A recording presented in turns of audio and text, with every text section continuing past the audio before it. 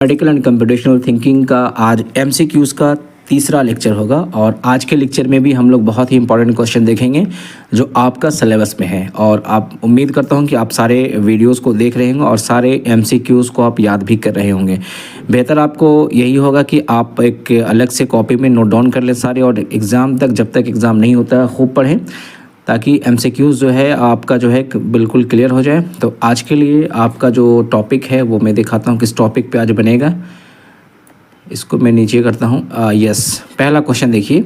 आज जो हम लोग देखेंगे, जो एल्गोरिथम देखेंगे वो स्यूडो कोड से देखेंगे। अब आप याद कीजिए, हमने आपको स्यूडो कोड के बारे में बताया था। अगर नहीं याद है तो वीडियो जाके देखिए, वहाँ पे आपको मिल जाएगा स्यूडो कोड होता है क्या है। तो पूछा व्हाट इज स्यूडो कोड। पहला ऑप्शन है code that is written in a language that closely resembles human language. दूसरा है code that is executed by the computer. तीसरा अ टाइप ऑफ एल्गोरिथम। ये तो नहीं है और ये भी नहीं होगा कोड दैट इज एग्जीक्यूट, यानी कि इस कोड को कंप्यूटर एग्जीक्यूट नहीं करता, और विजुअल रिप्रेजेंटेशन भी नहीं है। तो सही आंसर क्या हमारा, ये ऐसा कोड जो किसी लैंग्वेज में लिखा रहेगा और वो लैंग्वेज रिजेंबल्स होगा, यानी इंसान के जो लैंग्वेज बोलचाल की तरह ही होगा, उसको हम कहते हैं स्यूडो कोड। ठीक है, तो ये पहला ऑप्शन हो गया स्यूडो कोड का। दूसरा क्वेश्चन देखें, which of the following is true about pseudo code. निम्नलिखित में से कौन स्यूडो कोड के से रिलेटेड जो सही चीज़ें हैं। पहला, it can be compile and executed by computer. नहीं, ये गलत हो गया। दूसरा क्या, it is use to describe algorithms using a specific programming language. ये भी नहीं है, क्योंकि स्यूडो कोड किसी खास प्रोग्रामिंग लैंग्वेज के लिए नहीं है। तीसरा है, it is use to represent algorithms without being tied to any specific programming language, यानी कोई खास प्रोग्रामिंग लैंग्वेज के साथ अटैच नहीं होता, उसको हम स्यूडो कोड कहते हैं। और ये तो खैर ये भी गलत है। तो हमारा चारों में से ये ऑप्शन सी सही है, इसको भी आप याद कर लीजिएगा। कुछ स्टूडेंट लोगों ने डिमांड किया कि हिंदी में बताने के लिए, बट हिंदी में मैं समझा दे रहा हूँ और आपका क्वेश्चन हिंदी में भी आएगा और इंग्लिश में भी आएगा। तो आप जो मैं समझा रहा हूँ उसको समझ लीजिए, और जो मेरे पास हिंदी में क्वेश्चन अवेलेबल होगा मैं हिंदी में भी आपके लिए प्रेजेंट करूँगा। तीसरा क्वेश्चन देखिए, which of the following is an advantage of using pseudo code. निम्नलिखित में से कौन स्यूडो कोड का एग्जाम्पल हुआ, एडवांटेज हुआ। पहला ऑप्शन है, it can be directly translated into machine code. क्या ये मशीन कोड में डायरेक्टली ट्रांसलेट हो जाता है? नहीं। दूसरा क्या, it is easy to read and understand. क्या ये सही है? बिल्कुल, इसको आसानी से पढ़ सकते हैं और समझ सकते हैं। तीसरा तो खैर नहीं, it can be executed by computer, ये नहीं है। तो हमारा सही ऑप्शन क्या हुआ, ये वाला हुआ। स्यूडो कोड को ईजी रीड कर सकते हैं और ईजी समझ सकते हैं। क्वेश्चन नंबर 4, आज भी हम 10 से 11 या 12 क्वेश्चन जो भी हमारे सामने में है हम लोग डिस्कस करेंगे, और उसके बाद आप देखें एक एक टॉपिक में कवर कर रहा हूँ, एग्ज़ाम तक बहुत सारी चीज़ें कवर हो जाएंगी। क्वेश्चन नंबर 4 है, what is the purpose of pseudo code. Pseudo code को क्यों लिखते हैं, कोडिंग को हम लोग जो एल्गोरिदम के बाद स्यूडो कोड लिखते हैं, क्यों लिखते हैं। To serve as a blueprint for writing code in a specific programming language. किसी खास लैंग्वेज के लिए कोड लिखना, ये तो खैर नहीं है, क्योंकि स्पेसिफिक प्रोग्रामिंग के लिए है ही नहीं है। To make algorithms easier to understand for humans, यानी किसी एल्गो को इंसानों के द्वारा समझने में आसानी पैदा करने के लिए हम स्यूडो कोड को लिखते हैं। जैसे कोई एल्गो लिखा गया है, अब इस एल्गो को इजी वे में समझाने के लिए फिर इसकी जो है स्यूडो कोड लिखी जाती है। ठीक है ना, तो ये आपको ऑप्शन भी सही है, बाकी ये सब गलत है। नेक्स्ट है क्वेश्चन नंबर 5, ये देखिए, which of the following is an example of pseudo code. निम्नलिखित में से स्यूडो कोड के कौन एग्जाम्पल है। तो आप देखें, सबसे पहले इफ़ तो लिखागा नहीं, ठीक है ना, हमने आपको बताया था स्टार्ट से लिखा जाता है। ये बिगिन, स्टार्ट, रीड एक्स, एक एग्जाम्पल है आपका स्यूडो कोड। अगर आपको नहीं समझ में आ रहा है तो पीछे आप देखिए ना, मैं बहुत सारे एग्जाम्पल्स आपको मैं दिया हूँ अपने वीडियोज़ में, वहाँ देखिए कैसे लिखते हैं। तो स्टार्ट रीड एक्स है, एक एक्स लिया गया है, चेक किया क्या वो 5 से बड़ा है, देन प्रिंट हेलो वर्ल्ड, नहीं तो स्टॉप करो। ऑफ कोर्स ये सही है, क्योंकि ये वाला जो है ये चीज़ें जो है बिगिन से नहीं, हम लोग बल्कि स्टार्ट से शुरू करते हैं। ठीक है ना, तो हमारा ये ऑप्शन भी सही है। उसके बाद क्वेश्चन नंबर 6 में देखते हैं, विच of the following best describe the use of pseudo code in algorithm design. निम्नलिखित में कौन सबसे बेहतर डिस्क्राइब करता है, बेहतर बताता है किसके बारे में, एल्गोरिथम डिज़ाइन करने में स्यूडो कोड क्या यूज़ क्या है। तो सबसे पहला, pseudo code is use to create detailed executable table. नहीं, स्यूडो कोड कभी भी डिटेल क्रिएट नहीं करता है, मतलब डिटेल में नहीं बताता है।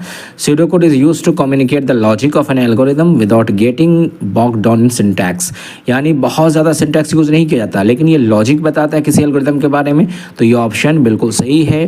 तीसरा, pseudo code is used to simulate the execution of algorithm, नहीं ये भी नहीं है, ये भी नहीं है।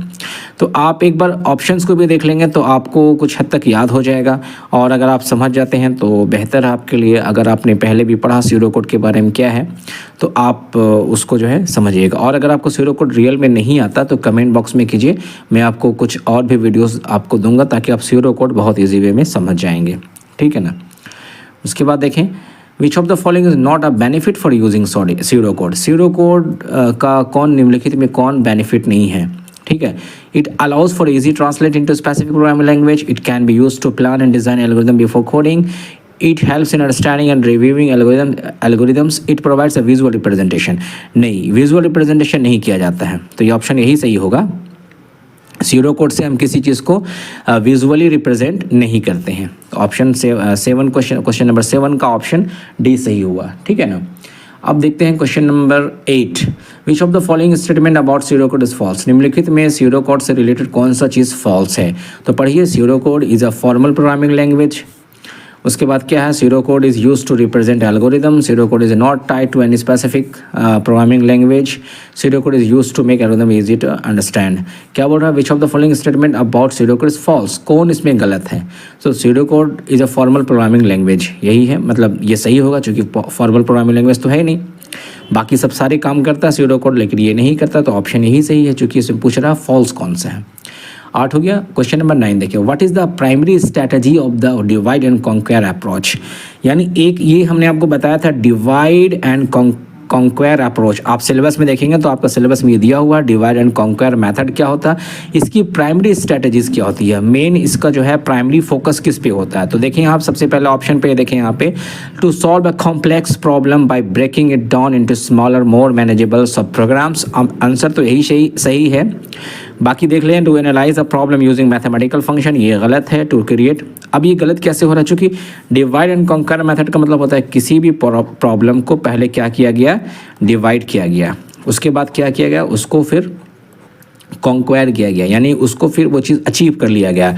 तो क्या बोल रहे हैं यहाँ पे, कॉम्प्लेक्स प्रॉब्लम को, बहुत जटिल बहुत कठिन समस्या को ब्रेक किया जाता है इनटू डाउन इनटू स्मॉलर छोटे छोटे पार्ट में, मोर मैनेजेबल सब प्रॉब्लम्स, यानी छोटे पार्ट करने से क्या होता है, बहुत ही आसानी से वो सॉल्व हो जाता है। तो ये हो गया आपका primary strategy of the divide and conquer approach. ये भी एग्जाम में पूछा जाएगा चूँकि आपके सिलेबस में मेंशन है। क्वेश्चन नंबर 10 देखते हैं, विच of the following algorithm uses divide and conquer approach. Very very important question है ये आप एकदम याद कर लें।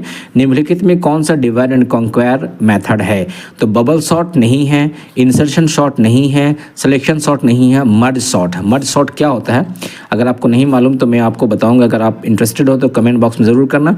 जैसे सपोज़ ये 4 3 है, 8 है, 1 है, 7 है, और उसके बाद यहाँ 9 है, इसको सॉर्ट करना है, ठीक है ना। सॉर्टिंग मतलब क्या होता है, या तो असेंडिंग सॉर्ट यानी छोटा से लेकर बड़ा तक, या डिसेंडिंग यानी बड़ा से छोटा तक।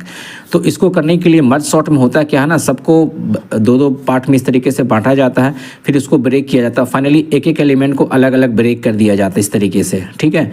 इसको ब्रेक किया और बाद में जैसे ये अभी हमने क्या बताया था, डिवाइड एंड कॉन्कर में सबसे पहले ब्रेक किया जाता है स्मॉल पार्ट में, तो सबको ब्रेक कर दिया गया इस तरीके से और बाद में सबको मर्ज कर दिया गया। जो मर्ज करने से क्या होगा, फिर हमारा जो डेटा है ये सॉर्ट हो जाता है, 1 3 4 7 8 9, ये हमारा सॉर्टिंग डेटा हुआ, तो इसको हम कहते हैं मर्ज सॉर्ट।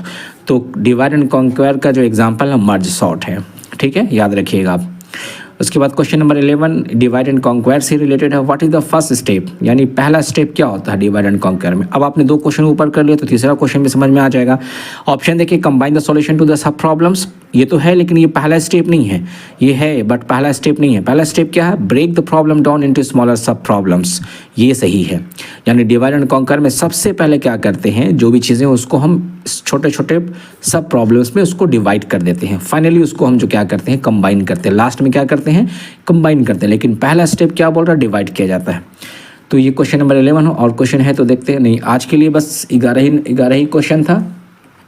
आपने क्वेश्चन को 2-3 बार देखिए और समझिए, और मेरे ख्याल में कि आपको समझ में आ ही गया होगा। इनकेस नहीं समझ में आता तो थोड़ा सब्जेक्टिव वीडियो जाकर देख लीजिएगा, वहाँ से हमने हर टॉपिक कवर कराए हैं, एक एक चीज़ को, ज़ीरो कोड हो या डिवाइड एंड कंक्वायर मेथड हो, जो भी चीज़ें हमने आपको एक एक करके कंप्लीट कराया, मैं करा चुका हूँ। आप वहाँ जाके देखिए और इसको लर्न कर लीजिए एग्ज़ाम के लिए। फिर मिलते हैं नेक्स्ट टाइम नेक्स्ट टॉपिक के साथ। Thank you very much.